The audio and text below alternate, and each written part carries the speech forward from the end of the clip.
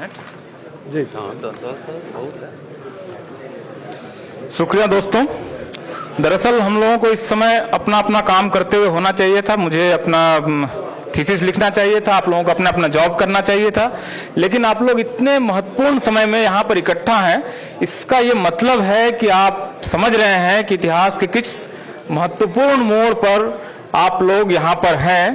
और मैं ये कहूँगा कि भारत में इतिहास की जो धारा है, जो एक क्रांति आप कहें कि अभी इसी के लगभग 1 किलोमीटर के दायरे में ये संविधान लिखा गया था। संविधान सभा के सारे सदस्य यहीं आसपास, यहाँ पर वो जो आजकल कस्तूरबा गांधी मार्ग पर हॉस्टल है वहीं रहते थे। बाबा साहब अम्बेडकर से लेकर सारे लोग आसपास रहे और उन्होंने एक संविधान लिखा। मैं बहुत गंभीरता से, बहुत संजीदगी से ये कहना चाहता हूँ कि ये प्रतिक्रांति का दौर है, काउंटर रिवॉल्यूशन का दौर है। रोक सकते हैं तो रोक लीजिए, वरना हम लोग पेशवाई के दौर में वापस जाने की दिशा में बढ़ रहे हैं। गंभीर समय इसलिए है क्योंकि भारतीय संविधान की जो मूल अवधारणा है 16(4), जिसमें कहा गया है कि 2 ही आधार पर आरक्षण दिया जा सकता है, दो ही बेस है और एक ही आर्टिकल है, बहुत ज्यादा नहीं है, 3 लाइन है, पढ़ लीजिए। सीधा सीधा मामला, वो उसमें बैकवर्डनेस होनी चाहिए, एडिक्वेट रिप्रेजेंटेशन नहीं होना चाहिए, 2 ही कैटेगरी है। तीसरा कोई आप लोगों को पढ़ना चाहिए, मुझे लगता है 16(4) आर्टिकल 3 लाइन का आर्टिकल है। अब ये बताइए कि सवर्ण जो है सोशली बैकवर्ड है? आप बताइए, सोशली बैकवर्ड है? सामाजिक पिछड़ापन है उनमें? मतलब उसका जो भिखारी भी है वो भी आशीर्वाद देता है। मतलब आप उसको रुपया देते हैं और वो भी यूं आशीर्वाद देता है। मतलब फटी धोती, टूटी साइकिल, मतलब उसको हिंदी बोलने की तमीज नहीं, आपको आशीर्वाद देता है। आपका नाम, बच्चे का नाम रखता है। आप में से बहुत सारे लोगों के बच्चे का नाम उन्होंने रखे होंगे, इस शब्द से रख दो, भला होगा। शादी ऐसे इस तारीख को करो, नहीं टूटेगी, पता नहीं क्या क्या। अब सोशली बैकवर्डनेस नहीं है, एडिक्वेट रिप्रेजेंटेशन। इस देश में सवर्ण अपनी आबादी से कम 4 गुना ज्यादा रिप्रेजेंटेड है। किसी ऑफिस में चले जाइए, यहाँ सारे ऑफिसेज हैं, सारे मिनिस्ट्रीज हैं, सारे मिनिस्ट्रीज का डाटा आरटीआई से निकला हुआ है। अपनी आबादी से कम 4 गुना रिप्रेजेंटेड है। दोनों शर्तों को पूरा नहीं करता है। आपने उनको आरक्षण दे दिया, किस आधार पे दे दिया, क्या है, क्या और कितनी हड़बड़ी। 6 तारीख को रात 11 बजे ड्राफ्ट लिखा जा रहा है, 7 बजे सुबह लोकसभा में वो 7 तारीख को वो पेश हो रहा है, 7 तारीख को पास किया जा रहा है, अगले दिन राज्यसभा में आ रहा है, राज्यसभा में पास हो रहा है, 12 तारीख होते होते राष्ट्रपति उसको अनुशंसा दे देते हैं, हो गया, लागू हो गया।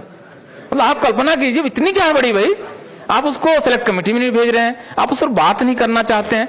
जिस आर्टिकल को लिखने में और जिस संविधान को लिखने में 2 साल से ज्यादा समय लगाया देश के सारे विद्वानों ने, बाबा साहब ने मतलब रात 1-1, 2-2 बजे तक मेहनत की, उसको आपने मिनटों में यूं बदल दिया। आपके कैबिनेट के मंत्री को पता नहीं, 8 तारीख को एक कैबिनेट मंत्री, इसी सरकार के एक मंत्री संसद में जवाब दे रहे हैं एक प्रश्न के जवाब में कि अपर कास्ट के गरीबों को आरक्षण देने का कोई प्रस्ताव पेंडिंग नहीं है हमारे पास।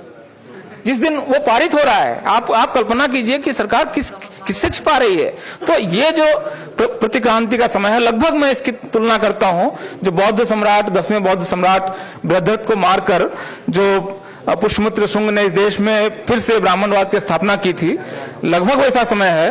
2015 में आपके तेजस्वी जी, अली अनवर साहब, आपके बिहार में जब वो कहते हैं मोहन भागवत कि हम इस संविधान को की समीक्षा करना चाहते हैं। कोशिश हुई थी पिछले बार भी, वाजपेयी जी के समय में उन्होंने संविधान समीक्षा आयोग बनाया था, उसकी रिपोर्ट आई थी, आप पढ़ के देखिए। मतलब ये संविधान से इनको बैर है, झगड़ा है। संविधान इनके मार्ग का सबसे बड़ा बाधक है।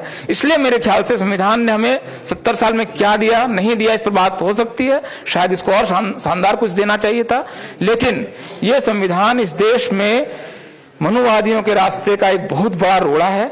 जो एंटी कॉन्स्टिट्यूशनलिस्ट हैं उनके रास्ते का बहुत बड़ा रोड़ा है।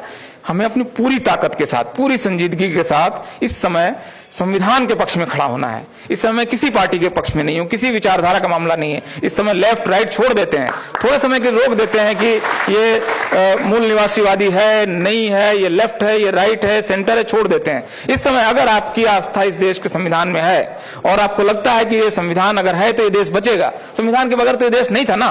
आज से 100 साल पहले अगर ये देश आजाद हुआ होता तो ये नक्शा नहीं था, कुछ और होता, पता नहीं कितने टुकड़े में होता। तो इस समय इस देश को बचाने का प्रश्न है, इस संविधान को बचाने का प्रश्न है, और ये देश अगर इस रूप में नहीं बचता है तो पता नहीं क्या होने वाला है। आप कल्पना कीजिए, जिसकी बात सुप्रीम हाई कोर्ट के चीफ जस्टिस साहब कितनी गंभीरता से कह रहे हैं कि ये देश गृह युद्ध की तरफ बढ़ रहा है।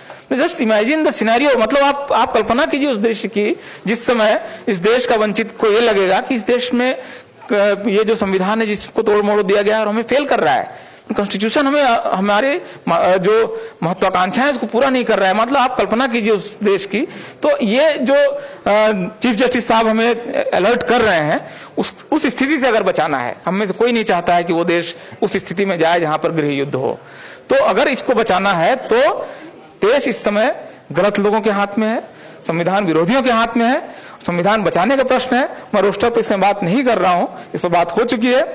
अगर रोस्टर लागू होता है तो इस देश में SC ST OBC पढ़ाने नहीं जाएगा, फिर से गुरुकुल सिस्टम आएगा और एकलव्य का अंगूठा फिर से काटा जाएगा। अगर आपको अपने एकलव्य का अंगूठा बचाना है, और देखिए एक टीचर इस समय आएगा वो अगले 30 साल तक रहेगा, और आप जानते हैं इंपेरिकल डाटा है इसका कि अपर कास्ट का टीचर लोअर कास्ट के टीचर्स स्टूडेंट्स को इंटरव्यू और वाइवा में कम नंबर देता है। इस देश में RTI का डाटा है, आपको चाहिए तो मैं दे देता हूं, वो नहीं देते हैं नंबर पर्याप्त, वो अपमानित करते हैं। मेरे साथ के एक दो शेड्यूल कास्ट के बच्चे क्लास में घुसते थे तो टीचर कहता था 2 बैल आ गए। मतलब आप उसका ह्यूमिलिएशन सोचिए, मतलब वो बच्चा क्या पढ़ेगा, क्या सोचेगा। मतलब इस ह्यूमिलिएशन से हमारे बच्चे अगले 30 साल तक न गुजरे। अभी की नियुक्तियों का मामला है, और ये अगर इस समय भर दिया, जो कि भर देंगे अगले 2 महीने में, तो अगले 30 साल के लिए पूरी यूनिवर्सिटीज फिक्स हो जाएंगी। जिस तरह आज 49 सेंट्रल यूनिवर्सिटीज में शेड्यूल्ड कास्ट का एक वाइस चांसलर नहीं है, OBC का एक वाइस चांसलर नहीं है, ये सारी यूनिवर्सिटीज का क्लासरूम का स्ट्रक्चर बदल देंगे। और ये जो अब हम लोगों में से बहुत सारे लोगों को एक बीच के समय में एक विंडो था, संविधान लागू हुआ और आपको मंडल कमीशन आता है, इस विंडो में हम सारे लोग घुस गए हैं। अब ये रास्ता रोका जा रहा है, रोकना अब इसको मुझे मेरे ख्याल से पूरी ताकत के साथ, कुछ नहीं समझ में आ रहा है। अभी आपको लगता है कि तेजस्वी जी का भाषण मेन स्ट्रीम मीडिया नहीं दिखा रहा है, निकालिए अपना मोबाइल, रिकॉर्ड कीजिए भाषण, अपलोड कीजिए, 10 लाख लोगों तक आज आप अगले 1 घंटे में पहुंचा सकते हैं। क्यों नहीं करते हैं? कौन रोक सकता है इसको? आपके हाथ में टूल है। आप इन बातों को रखिए। और 31 तारीख को मुझे लगता है कि दिल्ली में बहुत बड़ा प्रदर्शन होने वाला है, मंडी हाउस से लेकर संसद मार्च तक, संसद भवन तक, उसमें शामिल होइए। और सीधा इस समय मेरे ख्याल से बहुत सारे इश्यूज जो अमलेश जी उठा रहे थे कि SP क्या करे, BSP क्या करे, मुझे लगता है इसको छोड़ना चाहिए। इस समय हम भारत के नागरिक के तौर पर संविधान की रक्षा के अपने पवित्र दायित्व को पूरा करें। मेरे ख्याल से ये एजेंडा है, यही हमारा एकेडमिक्स का एजेंडा है, यही हमारे पॉलिटिक्स का एजेंडा है। बहुत बहुत धन्यवाद दोस्तों, बाकी लोगों को सुनते हैं।